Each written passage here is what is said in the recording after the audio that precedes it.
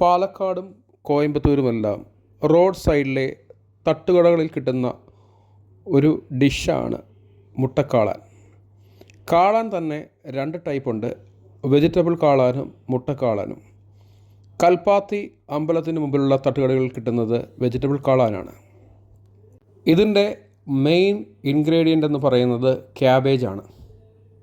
Cabbage നന്നായി കഴുകി അതിൻ്റെ കോറ് കളഞ്ഞ് അതിൻ്റെ ലീവ്സ് എല്ലാം നന്നായി ചോപ്പ് ചെയ്തെടുത്താണ് ഈ കാളാൻ വിഭവം ഉണ്ടാക്കുന്നത്. ക്യാബേജ് കൂടാതെ ഉള്ള മെയിൻ ഇൻഗ്രീഡിയൻ്റാണ് മഷ്റൂംസ്. ഈ ക്യാബേജും മഷ്റൂംസും കൂടാണ് ഇതിൻ്റെ രുചി നൽകുന്നത്.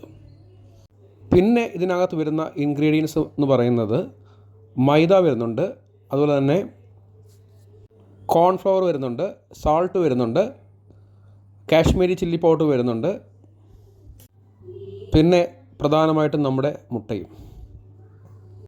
ഈ മുട്ടക്കാളാൻ വളരെ ചൂടോട് കഴിക്കേണ്ട ഒരു ഡിഷാണ്. നമ്മളിപ്പോൾ നിൽക്കുന്നത് പാലക്കാട് ഒലവക്കോട് റെയിൽവേ സ്റ്റേഷൻ അടുത്തുള്ള റെയിൽവേ കോളനിക്ക് അടുത്തുള്ളൊരു തട്ടുകടയിലാണ് നിൽക്കുന്നത്.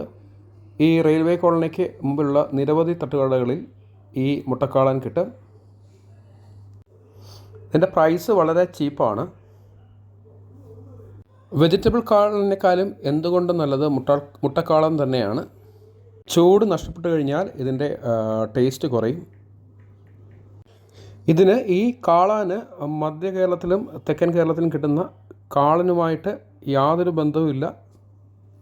സദ്യവട്ടങ്ങളിൽ കിട്ടുന്ന ഒരു ഡിഷാണ് കുറുക്ക് കാളൻ എന്ന് പറയുന്നത്.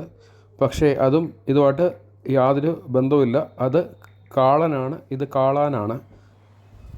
മെയിൻ ഇൻഗ്രീഡിയൻ്റായിട്ട് ക്യാബേജ് യൂസ് ചെയ്യുന്നതുകൊണ്ടായിരിക്കാം ഇതിന് കാളാൻ എന്ന പേര് വന്നത്. സ്കൂൾ കുട്ടികളുടെ ഒരു ഇഷ്ടപ്പെട്ട ഡിഷാണ് ഈ കാളാൻ. ഒരിക്കലെങ്കിലും നിങ്ങൾ പാലക്കാടോ കോയമ്പത്തൂരോ പോകുമ്പോഴും ഈ കാളാൻ ഡിഷ് ഒന്ന് ട്രൈ ചെയ്ത് നോക്കുക.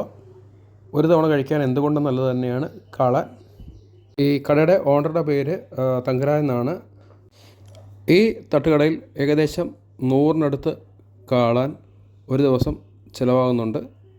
കൂടുതലും സ്കൂൾ കുട്ടികളാണ് ഇവിടെ വന്ന് കഴിക്കുന്നത്. അപ്പോൾ ഒരു തവണ നിങ്ങളും പരീക്ഷിച്ച് നോക്കുക പാലക്കാട് കാളാൻ.